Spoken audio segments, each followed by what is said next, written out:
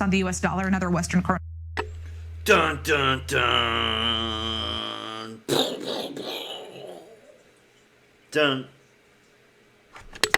As well, and protect themselves from international pressure. In fact, Brazil and China have already struck a deal to bypass the dollar when paying for trade goods, which is a major milestone in Beijing's long-term plans to establish its own currency, the yuan, as the dominant international currency. So, what will this new currency look like, and what will it mean for the dollar? Well, joining us now is Professor John Quelch from the Miami Herbert Business School at the University of Miami. So the BRICS nations aren't a formal trade bloc. So if they do in fact create this new currency, how will it ultimately be used? So I think what we find is that it would initially be used in very large transactions that are government-style transactions between two or more of the countries involved. Just to give a little bit of background here, it is the case that the U.S. dollar has a role that is outsized relative to the 24% of world GDP that the U.S. commands. So the U.S. Dollar is involved in almost 90% of all international trade settlements, and around about 60% of foreign currency reserves around the world held by central banks are held in U.S. dollars. So the BRICS nations combined, their GDP is around about 25% of world GDP, vis-a-vis the U.S. now at 24%. And so it's not surprising that these nations collectively are saying, hey, wait a minute, why should our macroeconomic policies and exchange rates be at the mercy of U.S. dollar Federal Reserve decision making? So break down what this would mean. If this currency does come to fruition, how is it going to impact the strength of the U.S. dollar, and what does it mean for the average person out there? Well, a good analogy, Natasha, would be the euro, which, of course, has now been around for 3+ decades. And when the euro came in, it was, not regarded as that strong an opponent to the dollar. But the fact is that the European nations have, of course, used the euro to facilitate all of their intra-European trade, and some trade beyond that as well is now carried out in euros. So what I think you would see here, if there is such a BRICS-type association, which I think, by the way, would be very difficult to pull off because there is no trade bloc, as you said, that involves these 5 nations. But if there were such a currency, as I said, it would primarily be used initially for intra-trade among the 5 nations, before then being potentially expanded out to other nations. The Chinese have, of course, long aspired to develop a digital yuan as an alternative trading currency. They haven't made a tremendous amount of progress, and so I think this partnership is reflective of that, and the Chinese are trying to use the BRICS association as a way to further push the yuan, though they're saying it doesn't matter if it's a digital rupee, a digital yuan, a digital ruble, but in actuality, I think we all know that it would likely be a digital yuan, or at least be heavily based on a digital yuan if it were to come into existence. We do know that obviously the BRICS nations and China are not the only nations to explore using alternatives to the U.S. dollar. What other nations are considering doing the same? And could we see other countries around the world joining the BRICS nations? It's possible, but I think they have to prove themselves first before others are going to line up. When you're thinking about international trade settlements, this is not something that you want to waste too much time worrying about. And so it's very convenient for every nation to use the U.S. dollar as its settlement mechanism. However, as I said earlier, the substantial increase in U.S. interest rates in the last 6 months has really brought home to emerging economies in particular that have dollar-denominated debt, that there's a significant risk in being overly dependent on the U.S. dollar for their reserves, for their trade settlements. And so that's the basis on which we're seeing this BRICS concept emerge right now. That's why we're seeing it today as opposed to a year ago.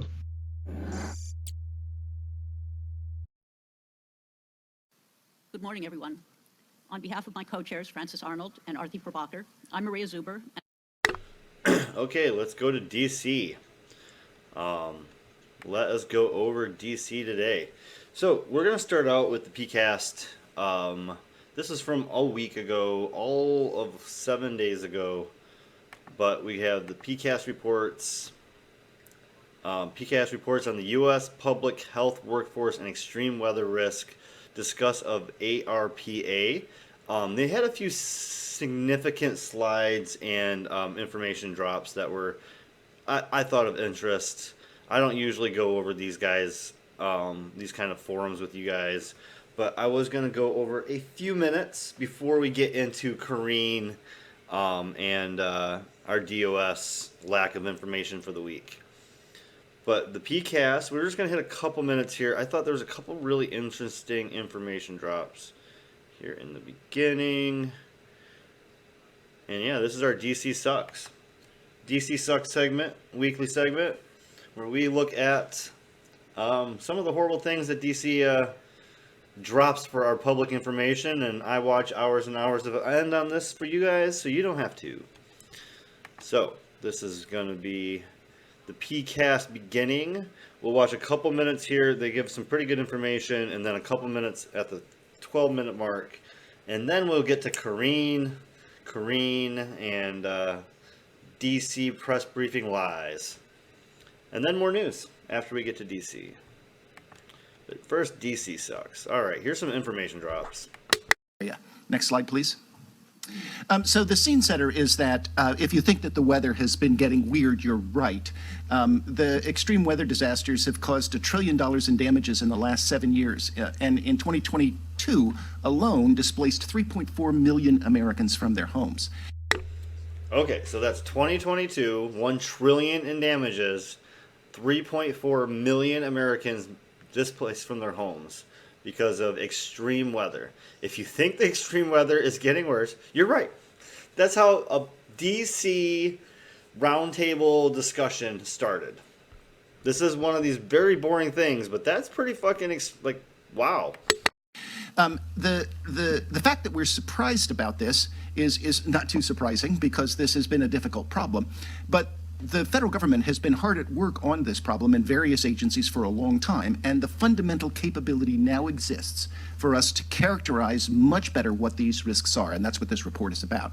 And so this report recommends steps to dramatically improve our ability to quantify extreme weather risks and to develop an adaptation plan inside the United States so that we're ready for it. Next slide, please.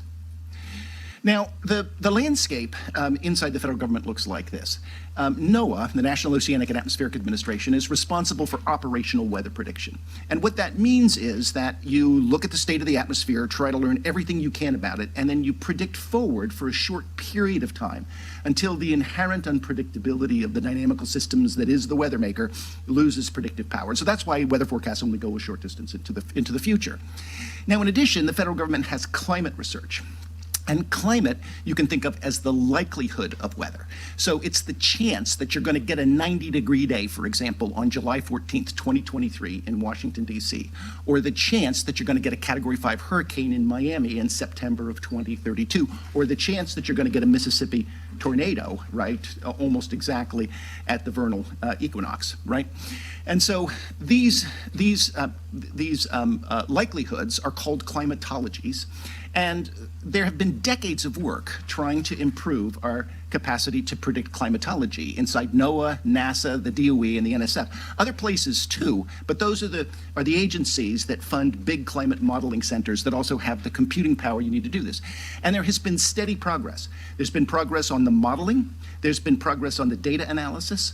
There's been progress on the fusion of data and models and bias correction, all kinds of fronts. And in particular, there's been progress predicting the climatology of what's known as tail risks, the chances of the most extreme events. And these are the ones, of course, that damage us. And these are the ones. That is what we're all looking for. What is these big storms and when are they going to hit? How hard are they going to hit? Okay, bud, you're fine. Don't know why you're so scared tonight. So I thought that was interesting, you know. Gross. Good information drop. They are actual DC people. Okay, geez, come on, dude, seriously. Fuck. Actual DC people giving information, actually giving actual. I can't fucking. My dog. I gotta take him out. In the risk of extreme weather over the coming decades. The first is for the White House, the federal government led by the White House, to develop a national adaptation plan that would provide decision-making tools and frameworks that would help local communities make decisions and policies that would prepare for changes in extreme weather risk. And that plan, in principle, could encompass many things, but we believe that at a minimum, it ought to incorporate a mapping of communities using the tools that we've recommended, a mapping of the communities that would be at greatest risk from extreme weather in the future, and then decision frameworks to assist local communities in making plans to prepare for those changes, whether that might involve building codes or hardening structures to prepare for storms or fires, in an extreme case, decisions about relocation of certain parts of a community, and also to address issues like what will be the change on insurance prices, how will real estate prices adjust, all kinds of things that will directly affect the American people as the climate change progresses. That adaptation plan should also provide some guidance for federal agencies. Another point that our committee heard a great deal about was that the programs to help communities and people adjust to extreme weather risk are located all across the federal government, although many of them are concentrated within FEMA and a smaller number of agencies. And providing some guidance that would help coordinate those programs, including some that are facilitated by recent legislation, would be very valuable. Our final recommendation, recommendation 3.2, is another research effort, and here the research focuses on the way that that people and markets will adjust to changes in extreme weather risk. So some of the questions that are out there are, if the probability of tropical storms or a hurricane or the probability of wildfire changes in a given area, how will property values adjust? How will insurance markets adjust? Is there a risk to reinsurance companies? What decisions, what policies could be adopted that would be effective, that would ensure that aid is channeled to the communities that need it most? So these are questions where many people have strong views, and there's some work already going on, but there's actually still thin evidence on exactly how big the magnitudes of adjustment will be. We believe that would be a valuable area to fund research on and advance knowledge, and that will help us be more prepared for the remainder of this century. So with that, I'm going to stop. Let me just finish by... We're worried about where the money needs to be in the future for risks. So essentially, let's just call the government, like, the government is aware, and these people are aware that there's going to be massive storms with massive risks, massive expenditures. And what they're trying to do is figure out where they need to insure themselves as a government to make sure that they are covered. They're not worried about people dying. They're not worried at the moment about any of these procedures to actually save lives. They're worried about saving money in the future on these big events. And that's what this was all about. PCAST. I watched, I don't know, hour and a half of the 2 hours. I gave up somewhere in here, the hour 35, hour 45 mark. So over an hour and a half of the 2.5 hours, and it was not that interesting. That's the best moments I can give you. So now let's go over Karine, our weekly press briefing examination. President Biden's commitment to... Oh, shush. Give me a minute. Yeah, only the first couple minutes were worth any while. That was all I wanted, yeah. The first 2.5 minutes. Okay, let's go back to the beginning. I did not care for this week. There was not a lot of amazing clips. There's not a lot of great moments. There was some pretty good little back and forth, I think, on Wednesday or Thursday. But DOS did nothing for us today. Without Ned, we're just devoid. I mean, Mr. Patel there, he just, I don't know. It was like a 27-minute briefing. He only did one all week, so I guess it wasn't really much to pick from. But let's start their first broadcast of the week, their first press briefing of the week. First couple minutes. All right, good afternoon, everybody. It's about 1:30, right on time for all of you. Oh boy. Happy Monday. Okay, today President Biden released a statement welcoming Finland as NATO's 31st ally. This is a historic day for the NATO alliance, and it comes on the 74th anniversary of NATO's founding. Welcoming Finland to NATO has been a priority for the president. We have been pushing forward, trying to get as many people in NATO as we can. We just want a really big war, and we want NATO on our side. And that's what we're pushing for, and yeah, go war. actively engaged throughout this process, hosting Finland's president here at the White House several times. The Senate acted in near record time to advance the ratification process, and Finland's ratification process, which took less than 1 year, is the fastest ratification process in NATO's modern history. She says that like it's a great thing. On the verge of pushing closer to Russia's border, on the edge of a war that we've already started by pushing Russia to the edge. We are now going to get another country bordering NATO, bordering Russia, just another war zone that we could push. And yeah, Finland, that's a great one because, you know, they already helped us with the Nord Stream pipeline. They've profited from the Nord Stream pipeline. They're literally the country that's profiting from Nord Stream pipeline blowing up. So yeah, we should get them in. We should push them in, and that will definitely escalate war. Let's just have NATO all around Russia. That will cause peace on the planet. Our ally alliance.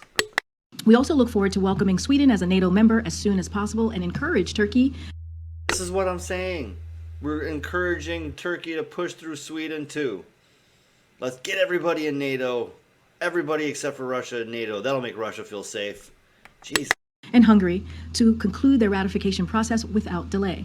Both Finland and Sweden are strong democracies with highly capable militaries who share our values and vision for the world. As President Biden said, when Putin launched his brutal war of aggression against the people of Ukraine, he thought he could divide Europe and NATO. He was wrong. Today, we are more unified than ever, and we will continue to preserve transatlantic security, defend every inch of NATO territory, and meet any and all challenges we face. Now, to support Ukraine, today, the Biden-Harris administration is announcing 2 critical new packages of security assistance that include significant security assistance, aka bombs and shells and tanks and weapons. Yay! Man, security assistance. We're just gouging taxpayer money via our American government to Halliburton and disposing of the weapons wherever the fuck we can, because the only thing that matters is the profits. Oh, that GDP and profits. That's all that ever matters. New air defense capabilities, more ammunition for U.S.-provided HIMARS and anti-armor and mortar systems, as well as rockets, artillery, and tank ammunition that Ukraine is using to defend itself. It is the 35th time the administration has authorized the use of presidential drawdown authorities to send much-needed assistance to Ukraine to meet its immediate battlefield needs. And we are also providing equipment throughout Ukraine's Security Assistance Initiative to help Ukraine with its longer-term security assistance requirements. President Biden's commitment to supporting Ukraine is clear. We will continue to work with our allies and partners around the world to support Ukraine as they defend their democracy and to impose costs on Russia as it continues its unconscionable, unprovoked war of choice. Unprovoked war. As we sit here and discuss how we are pushing more countries on the edge of Russia's border to join NATO so that we can have a NATO alliance surrounding Russia, basically, but they are unprovoked war. We're going to condemn their unprovoked war while bragging about pushing the borders closer to NATO around Russia. Are you fucking kidding me? Do you not hear hypocrisy? Do you not hear it? Can you not hear it? I heard it. I mean, it's screaming from the rafters over here. Jeez, oh Pete. All right, that's all I have for you today. We don't need no education. Is used in 60. Oh, look, she has something else on she can lie to us from. Let's talk about the Chicago mayor race. So we're going to talk about the Chicago mayor race because we watched 2 debates here on our Sunday night show. Saturday night or Sunday night. On the weekends, we like to go over debates and interviews. And we definitely watched 2 Chicago mayor race debates. And we're going to talk about that for a minute here. Feel like there are any lessons for Democrats based on the results of that race, particularly in terms of how the party should talk about and discuss issues related to crime? So I'm not going to. So yeah, we want to. Jesus, just. So they wanted to talk about the race because it was an example of how the Democrats could talk about police. I'm limited in what I can say as it looks forward to 24, any future elections. But I can speak to, and as we've done many times here, speak to the president's record. He believes that we should fund the police and give law enforcement the resources they need for effective accountability and community policing. That is something that the president has been very vocal about and has taken action on. That's why he supported, again, the COPS program, and he signed the American Rescue Plan, which had $350 billion to local governments to keep cops on the beat. So the president. Yay, our commander-in-chief wants more military-style policing. That's great. That's exactly what we need. God, they're so tone-deaf. Has been very clear about this and in his support in making sure that American families and communities are protected and feel safe, and he's going to continue to do that work, but not going to dive into any specifics on how politically to move forward, especially as we get into 2024. On that, though, I hear you being a little more laudatory in terms of the results in Wisconsin versus in Mr. Johnson's win last night. Oh, I was asked specifically about crime and how we move forward on crime. What does he make of Mr. Johnson's win? Yeah. Well, okay, that was not the question that I got asked. I got specifically asked about crime. Look, I can say this. The president sends his congratulations to Chicago Mayor-elect Brandon Johnson. The president looks forward to working with him to deliver for the people of Chicago. Look, what I can say is this. The mayor-elect. They did ask about how they felt about the mayor, how that race was. The last thing they said was, and how that rate, and how do Democrats feel about the tone about policing in that race. So the last part was the policing, and she hyper-focused on one issue. She ignored the rest of it. He was calling her out on the beginning of the question. That's where we ended up. Johnson is a former teacher and a union organizer. His victory is a testament to the strength and organizing power of our educators. And that's something that we saw yesterday. And so I'll just leave it there. But now, regarding yesterday and how the president learned about all this, are you telling us that he only learned about this through staffing, or did he consume any of this as a news consumer? I can tell you this. Here's what I can tell you, is that the president was focused on working on behalf of the American people. He met with his senior advisors, his senior team. Do we really care how Biden learns information? I hate when they ask that question. They ask how the president got the information so often. It's like, do you actually care if they got it from a first-hand source, or they got it from the news first, or whatever? Like, does it actually matter? It's such a boring topic. Such a basic line of questioning. Let's support his candidacy, his nomination. Thank you. Thank you, Karine. First on the news of the day. Does it bug President Biden when former presidents suck up all the oxygen? What's important to the president is to continue to focus on the American people. That is what's important to the president. So he's good to lay low for a couple news cycles then. So look, here's a... Is it bad that Trump is taking up all the publicity and Biden's got to play second seat? I'm from Fox News. Look at me being edgy. It's such a jackass way of asking questions. How do you keep him? Like, I know they're Fox News, so they're going to get asked. You can't ignore them forever. But that is such a jackass way of starting a statement. And how do you get to ask a question every day when people out in the back here, they don't get asked ever? Like, how is your jackass going to say something when people back here never get asked questions? And you started your phrasing like that? That's so grotesque and horrible. Broseph, get your Fox News out of your ass. God, that's so bad. All right. That's it. That's all for that day. It would have been better. Oh, Mr. Stumbles. Mr. Stumbles. Let's talk. Mr. Stumbles. And you talked forever. You didn't even let Karine play. Like, you just talked forever and then Karine closed. So sad. Or so fantastic. Let's go with fantastic. And we're going to skip DOC, or the Department of State, because the Department of State and Mr. Patel, he really had nothing for us to go over. And it's disappointing. I do miss Ned already. Ned Price at least gave us the direct bullshit every time. Yeah, Mr. Patel is not as good. So, but we have a couple clips here. This was a pretty good press briefing for Mr. Stutters here. What is his name? Military man. Military.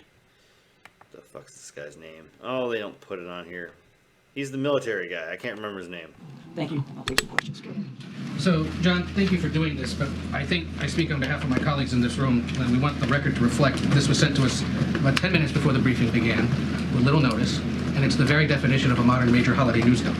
You're releasing this at the beginning of the high holidays, and after months of requests from Republicans and the broader public. So why today? And is this all we get? And is this a response to the studies that were done by the agencies? Or is this considered a summary? So there's a lot there.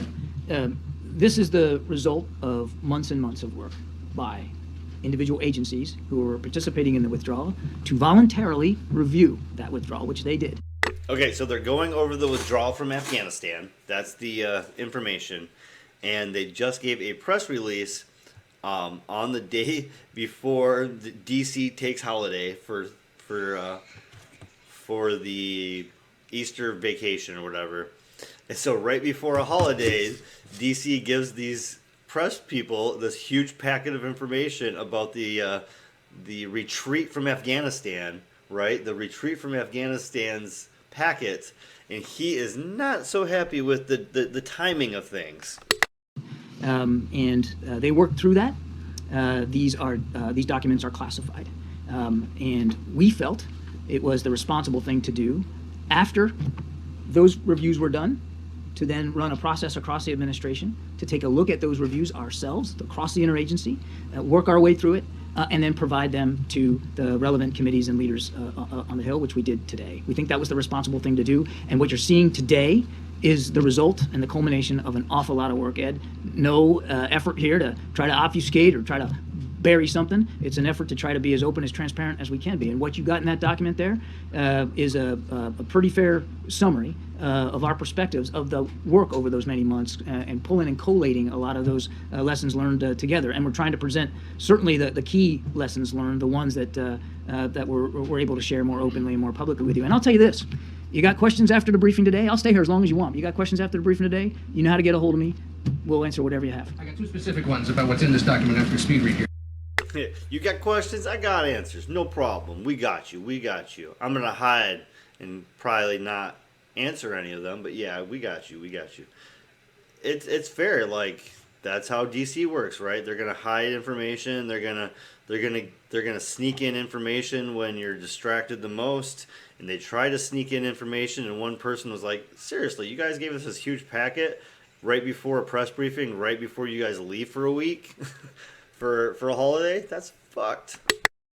On page 8, the president received and accepted the unanimous advice of his top national security officials to end the evacuation on August 31st. What is the definition of a top national security official? Because we know, for example, that General McKenzie, who was then head of CENTCOM, has said he objected to aspects of this. So what's the definition of a top national security official?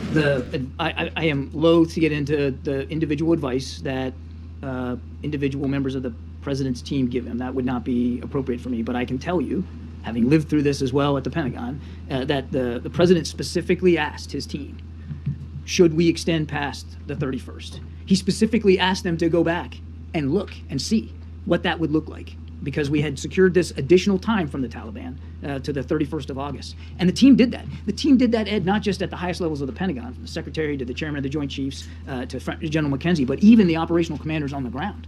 And there were numerous flag and general... Sounds like bullshit. Starting to smell a little like bullshit in here. All right. He asked you a direct question, and you're gonna give him a speculation that you are confirming. He's like, I mean, I don't know, but from being in a similar situation, I can tell you this much. And then he makes it sound like he's giving you good information. It's so bad. All right, another 2 minutes. Understand and comprehend and adjust to what we learned and what we did in Afghanistan. But it doesn't seem like after the country has had a couple months to review this, and as the government has, people don't have an issue with the decision to order troops out of Afghanistan. It is with the way that this president ordered it done. There were children being killed. There were people hanging off of Air Force jets that were leaving. And you're saying that you guys are proud of the way that this mission was conducted? Doesn't mean... Of that? Proud of the fact that we got more than 124,000 people safely out of Afghanistan? You bet. Proud of the fact that American troops... You bet. All right, he gets all super personal here. I want to remind you some of the things he's saying here. Let's take it. All right, he's proud Troops were able to seize control of a defunct airport and get it operational in 48 hours? You bet. They're proud to take a defunct airport and get it operational. Okay, yep, all right. Proud of the fact that we now have about 100,000 Afghans, our former allies and partners, living in this country and working towards citizenship? You bet. 100,000 Afghans living in America getting citizenship. We're proud of that. Most people want to stay in their countries. They want to stay in their homeland. They want to stay where they've lived. But we have bombed and killed and destroyed their home. So yeah, it's great that we took in the refugees, but it's also horrible that we destroyed their homeland. So a little perspective might have been nice on that one. Okay, let's keep going. Does that mean that everything went perfect in that evacuation? Of course not. I've talked about it from a different podium. The after-action reviews are now being reviewed by members of Congress, which will lay out things that could have gone better. Things that could have gone better. Nobody's saying it went perfect. All right. I think you guys just did a horrible job of evacuating Afghanistan, and you used it as a war forever without an idea of leaving. And when we left, you were never going to be ready because you were never ready to leave. It was supposed to be a forever war. That's how I feel. Saying that everything was perfect, but there was a lot that went right, and a lot of Afghans are now living better lives in this country and other countries around the world because of the sacrifices and the work of so many American government officials. So yeah, there's a lot to be proud of, Peter. Agree to say no. No, not a lot to be proud of. Not a lot. So yeah, it's pretty much just Captain Toolbag here talking about the Afghan. So let us get to one more good segment. One on this and one on China, if I could. In looking through this, it doesn't seem to address the $7 billion in military hardware and technology that was left in Afghanistan for the Taliban. You know, the president took office in January. The withdrawal happened in August. Does the president take responsibility for leaving all or some of that? You know who was responsible for that equipment? The Afghans. Nice. But let's listen to the breakdown, because I don't have a problem with his accusations or his accusatory tone. I have a problem with the actual policy. So let's. Because you know why? It was their equipment. It was their equipment. Okay. So we gouged a bunch of equipment to the Afghans. We gave them a massive amount of equipment because we were destroying their country and we like to play with weapons. All right. First of all, I don't believe the number is accurate, but let's put the number aside, the $7 billion. There was very little, and I mean very little, U.S.-owned equipment or U.S.-operated equipment that we left when we left Afghanistan. I'm talking like some forklifts at the airport and some ladder vehicles, some fire trucks that we were using at the airport. But the helicopters that we left there, all disabled, so the Taliban couldn't get them flying again. Yes, a policy that we have. We will disable things and leave it behind rather than take it with us because we'll just build more. It's more profitable to build more than to actually keep things. That's a policy that's fantastic. All right, let's keep going. Whatever ground vehicles like MRAPs or Humvees, they were all disabled at the airport. Humvees, yeah, also left behind. Wonder why all those terrorist photos have like Jeeps and Humvees, huh? Because we just leave shit behind. We disable it and we leave it behind because it's cheaper just to leave it behind than to actually take it somewhere. Yeah, that's our American military. We leave our equipment behind. No soldier left behind, but equipment, trillions of dollars worth. No big deal. Just leave the shit behind. We'll build more. Charge the taxpayers, the American taxpayer. We pay for a lot of war. Everything else outside of that airport, the stuff that's at Bagram or you pick the base in Afghanistan, was all turned over in according with a very elaborate, deliberate, retrograde plan that the U.S. military put in place to turn over all that stuff to the Afghan military. And the Afghan military, as I said in my opening statement, decided they weren't going to fight for their country, that they were just going to leave it behind. So it is the Afghans who are responsible for the turnover of all that equipment. China, quickly, so you can run down a list of how China is helping Russia. Russia became China's largest importer of oil at the beginning of this year. China's moved its credit card in to help Russia transactions. China's made a deal now with Saudi Arabia for oil transactions. They're making a deal. They're working with Brazil to move off the U.S. dollar. At what point does the president stand up and more loudly tell China to A, cut it out, or B, counter some of China's anti-U.S. We know we're in a strategic competition with China. And we have made it clear to Chinese officials that we don't think this is a time for anybody to be supporting, in one of the cases you had, Mr. Putin's ability to profit off of oil on the market so that he can continue to kill more Ukrainians. One of the reasons why the president sat down with President Xi in Bali was to deliver some of those messages. We believe it is a competition, and we believe the United States is well poised to win that competition. We don't seek conflict with China, but we are not at all unabashed, or we are unabashed and unafraid to make it clear to the Chinese that we're going to do what we have to do to protect our national security interests. And again, this is... Ah, yes, our national security interests. Like, keep poking the bear with Taiwan, right? Our national security interests. That's why we keep having meetings with Taiwan, because it's just competitive edge. We're not really trying to do anything with China. Just competitive edge. All right. That was awful. But that was short and sweet, right? Like, I kept it nice and short. I try to only give you a few minutes of each one, because the hour to hour and a half that I watch those things for are just awful. Some of them, most of them actually, I watch live, and then I watch them at like ×2 or so the second time through, because I kind of know what I want already. So I watch them twice, and then a third time with you. But you only have to watch a bit. So as a fellow news junkie, let's watch this one all the way through. Antony Blinken holds a press availability. International news, international style, and we'll watch it kind of fast. I thought it'd be fun to watch one with y'all instead of just watching it by myself once, then watching it by myself twice, and then watching 3 minutes with y'all. I thought, let's watch one, a short one of course, 22 minutes. Nice, short, and sweet. Let's watch one all the way through. Well, good afternoon, everyone. It's always good to be back in Belgium, in Brussels, at the NATO headquarters, which has become almost a home away from home. But this week, these last 2 days, this has genuinely been a historic NATO meeting. Yesterday, on the 74th anniversary of the alliance, I accepted Finland's membership documents to join NATO. Finland is now our 31st ally. NATO is not an ally. NATO is not an ally. It is a war machine funded and directed by the US, UK, France, and everybody else just plays their part. Man, it's not an alliance for peace. And adding countries is not helping an alliance for peace. Fuck. With this step, Finland is safer, NATO is stronger. We look forward to welcoming Sweden to NATO in the near future. Like Finland, it's militarily capable. It's a strong democracy, fully dedicated to upholding the commitments and values that underpin our alliance, including Article 5. At the NATO Leaders Summit last summer, the NATO allies agreed on a new strategy for the first time in a decade. Since then, including at this ministerial, we've been working to implement that strategy, making our alliance stronger, more resilient, better positioned for the future. We're building on the Wales Defense Investment Pledge to invest 2% of our GDP in defense. It is critical that we have the means to replenish stockpiles, to increase the readiness of our forces, to meet force-generation commitments for NATO missions and operations, to keep pace with 21st century challenges. We're developing new partnerships, including in the Indo-Pacific.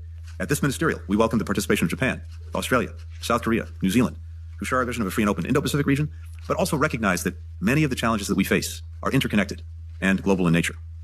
And of course, the alliance remains relentlessly focused on Russia's aggression against Ukraine. The NATO-Ukraine Commission met for the first time in 5 years with Foreign Minister Kuleba's participation to talk about ways that we can continue to help Ukraine in the weeks, the months, and indeed the years ahead. When the NATO foreign ministers last convened back in November of last year, President Putin was pursuing his new strategy to win his brutal war against Ukraine. Having suffered devastating setbacks on the battlefield, he tried to bomb and freeze Ukraine's civilian population into submission. He accelerated his campaign to weaponize energy against Ukraine's European partners so that... Weaponize energy. Oh, man, that's a pot calling the kettle black. We try to weaponize energy we literally consider energy a weapon. Oh, I love the hypocrisy that our press briefings happen. Like, our press briefings are just hypocrisy spewed. Like, it's just beautiful hypocrisy. A beautiful display of hypocrisy. every day. They would decide that the costs of supporting the country were too high. And he continued to try to raise food and energy prices in some of the poorest countries in the world to manufacture a false choice between supporting Ukraine and making ends meet for their people. President Putin has failed. Thanks to the remark. You talking like American corporations that charge more for water in Africa than they do for Coke? You're talking about American corporations that purposely make water harder to buy than freaking soda? That's the American policy, is capitalism. But, you know, Russia sucks. They're trying to keep... Remarkable courage and bravery of the Ukrainian people and unprecedented support from Ukraine's partners, Ukraine endures.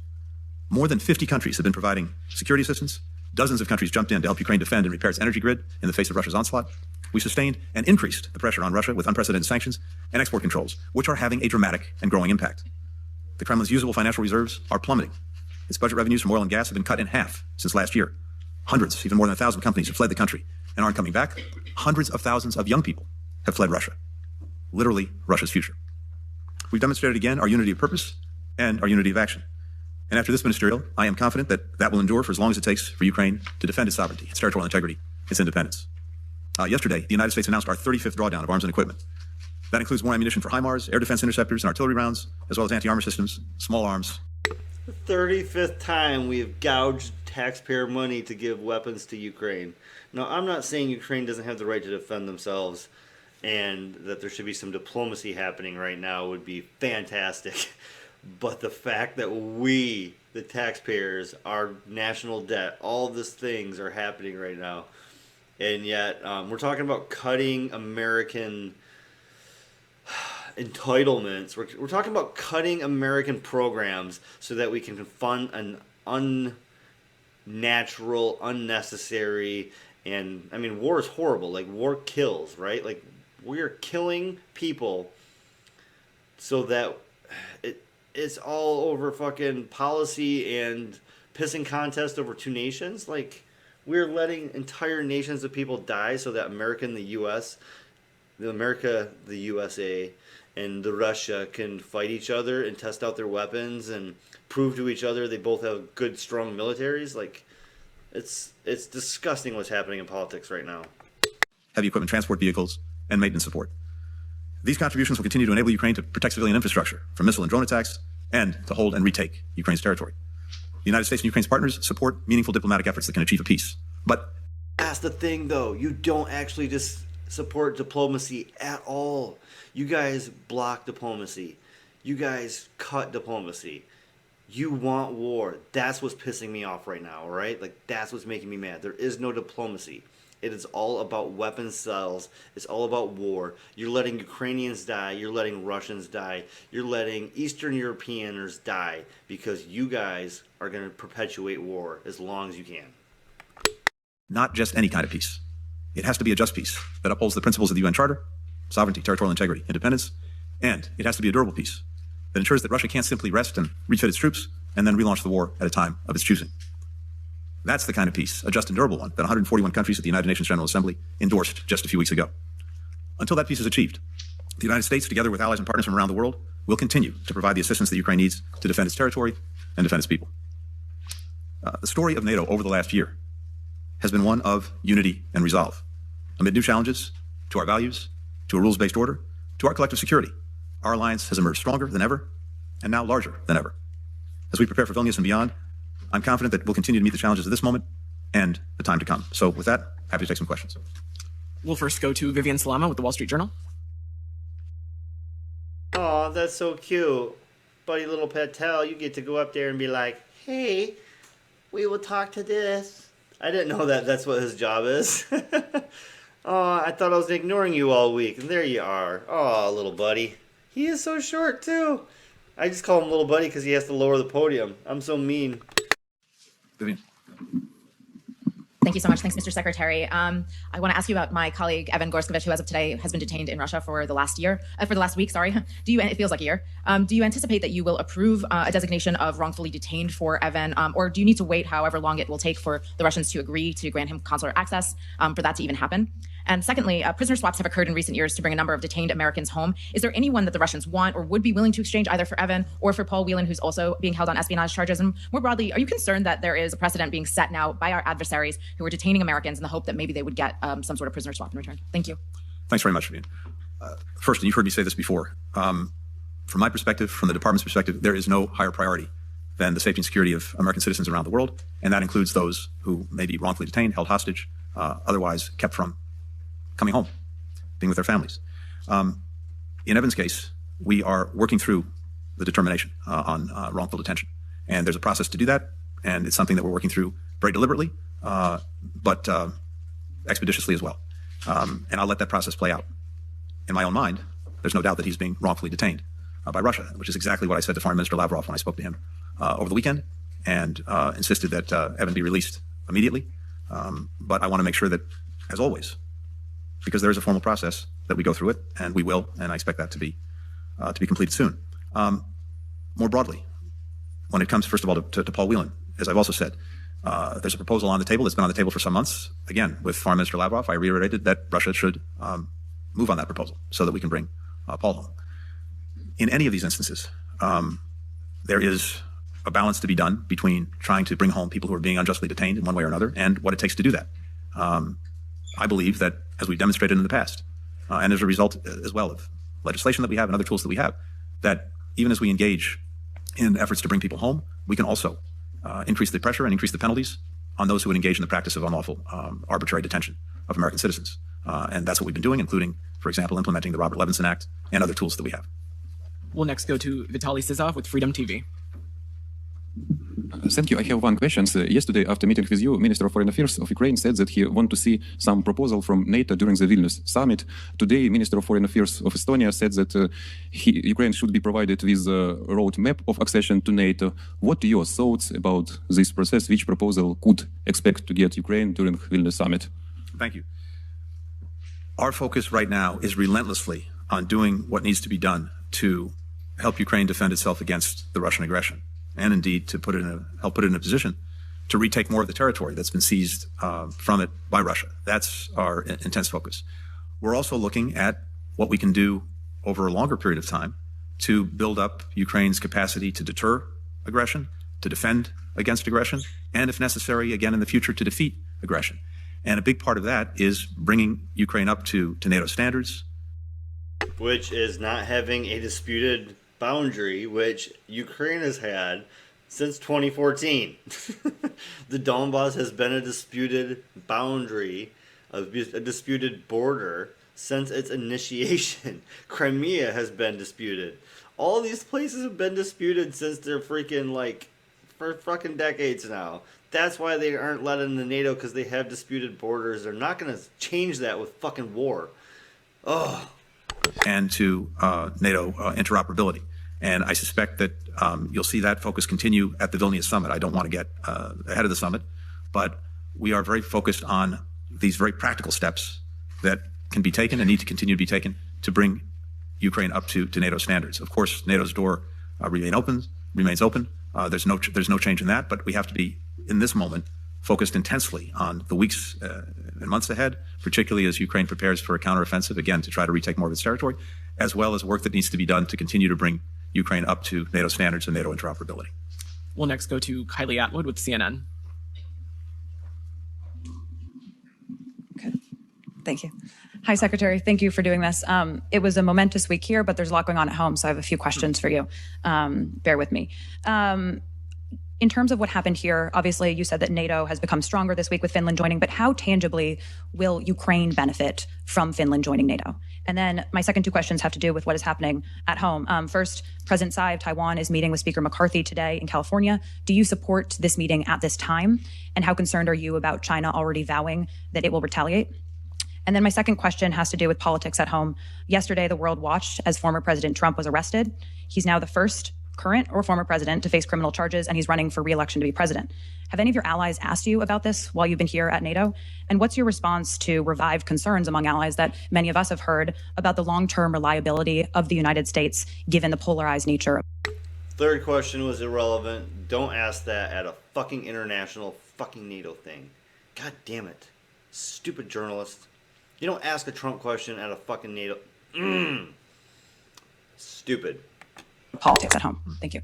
Kylie, last question first. As you know well, I don't do politics. I can tell you though that the question you raised about the proceedings in New York actually did not come up in my conversations with NATO colleagues. Nor did I get questions about the durability of our approach. I think. Yeah, so that should have been just ignored. Just say, I'm going to ignore the third part because that's stupid. That's not what we do here. Know where you're at. Know who you're talking to. Come on, journalists. I'm sitting in here in my pajamas after a 10-hour shift at a bar on a Friday, and I know better than that. Come on, journalists. People are very focused on what we're actually doing. And what we're doing is a lot, including what I just went through in terms of the outcomes from this ministerial, the preparations for the Leader Summit in Vilnius, the intense focus on everything we're doing to support Ukraine, to implement the new strategic concept for NATO. That's what everyone was talking about and focused on. And also, as I mentioned, the fact that we have the growing engagement between NATO and other partners, to include our partners from the Indo-Pacific, to include the European Union. Its High Representative was here as well today. That was the entirety of the conversation and our focus. In terms of Finland's membership in NATO and Ukraine, look, in the first instance, irrespective of that question, as I've detailed at some length, a big focus of our meetings here over the last day and a half was on Ukraine and the support that virtually every NATO member is providing individually, as well as the support that NATO institutionally is providing, both in the immediate and also looking toward the Vilnius Summit. I mentioned a moment ago, work that the alliance looks to do to help continue to bring Ukraine up to NATO standards, NATO interoperability. And I think that's something you'll see featured at the Leader Summit. Finland's membership in NATO does two things. It, as I've said, makes Finland safer because one of the things that resulted from Russia's aggression against Ukraine was deep and growing concern among a number of countries that they could be next. And that created what I think is truly a historic sea change in both Finland and Sweden seeking membership in NATO and thus seeking to benefit from its Article 5 guarantees. So Finland now benefits from that. But Finland also makes the alliance as a whole stronger. And that's important in and of itself. I think it may have some additional benefits in the sense that the only way it makes NATO stronger is that it gives us a little bit closer access to the Bering Straits. It gives us a little closer access to the polar cap. It gives us more access to all that oil on the top of our North Pole. That's what it does. That's it. There you go. To the extent Russia thinks about expanding or broadening its aggression, the deterrent that NATO poses to that has now become even stronger. NATO is a defensive alliance. It's not seeking to... Wrong. That's wrong. No. Engage in conflict with Russia, but it's a defensive alliance that has to have a strong deterrent precisely because we want to make sure that countries think twice, think three times, and then don't engage in aggression. And I think Finland will, as membership in the alliance, adds to NATO's deterrent strength and, if necessary, its defensive strength. With regard to President Tsai's transit of the United States, I think the first thing to emphasize is that these transits by high-level Taiwanese authorities are nothing new. They're private, they're unofficial, but they've been going on for years, and President Tsai and her predecessors have done the same thing. In fact, every Taiwan president has transited the United States at one point or another. The meetings, the engagements that the president has also are very much in line with precedent. And similarly, our own approach to Taiwan has remained very consistent and unchanged, including our adherence to the One China policy, guided by the Taiwan Relations Act, 3 communiques, 6 assurances, our opposition to any unilateral changes in the status quo by either side. So it's a long way of saying that, given that, Beijing should not use the transits as an excuse to take any actions, to ratchet up tensions, to further push at changing the status quo. And our objective remains the same, to have peace, to have stability across the Taiwan Strait, and to ensure that any differences that exist between mainland and Taiwan are resolved peacefully. Final question, Ricard Husu from YLE. Thanks for taking my question. A follow-up on Finland. How do you see that Finland will strengthen the alliance? And do you see that this decision to join can also strengthen the ties, bilateral ties between the US and Finland, for instance, in regard to a future defense cooperation agreement? Thank you. Thanks very much. Well, the bilateral ties between the United States and Finland are already extraordinarily strong. But I think Finland's membership in the alliance can, if it does anything, will only strengthen those ties, as well as Finland's ties to all the other members of NATO. But as I said before, what Finland brings to this enterprise is a country that has very strong military capacity, and equally important is a strong and vital democracy. And so both in terms of advancing the interests that bring NATO countries together and the values that we share, Finland is a very compelling member of the alliance. And I think what's important too is that Finland and the NATO alliance have been working closely together for years. What membership does now is it makes, in a sense, formal what's in many ways been the case for a long time, but it also provides Finland with the commitment of every NATO ally to Finland and its security and its defense as a member of NATO and as a beneficiary of Article 5. But I would anticipate that, across the board, this has the effect of just further strengthening, deepening relationships, not only between the United States and Finland, but between Finland and all the other members of NATO. We also have now even more increasing overlap between membership in the European Union and membership in NATO.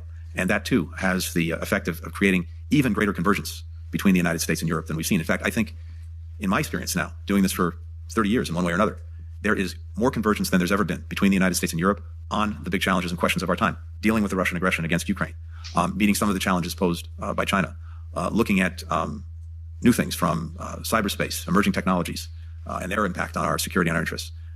Much greater convergence in how we approach each of these challenges than we've ever seen. And I think Finland's membership in NATO is just one more expression of that, but it really is across the board.